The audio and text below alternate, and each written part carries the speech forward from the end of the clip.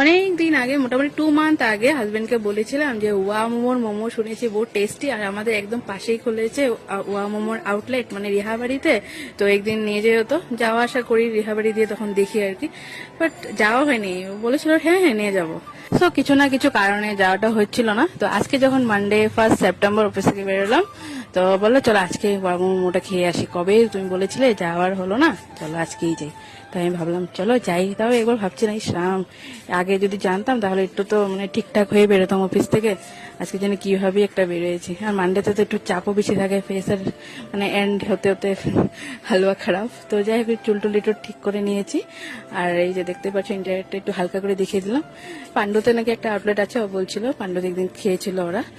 আর অফিসে কিছু কাজ করেছে মোবাইলে, আর আমি এদিকে ওয়েট করছিলাম। ওয়েট করতে করতে চলে আসলো আমাদের মোমোস, এই যে দার্জিলিং মোমো। আর এটা হলো হিমালয়ান শেজওয়ান কিছু মোমো। তো ফটাফট চলো খেয়ে নি। আসার পর কি আর ওয়েট করা যায়।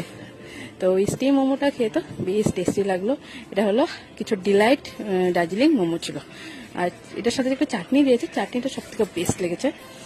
আর এই হলো এই যে শেজওয়ান সস টস, তো মানে শেজওয়ান মোমো যেটা আর কি। তো যাই হোক দুটোই খেলাম, দুটোই ভালো ছিল, কিন্তু বেস্ট লেগেছে স্টিম মোমোটাই। আর খাওয়া দাওয়া হলো, এখন বেড়ে যাবার।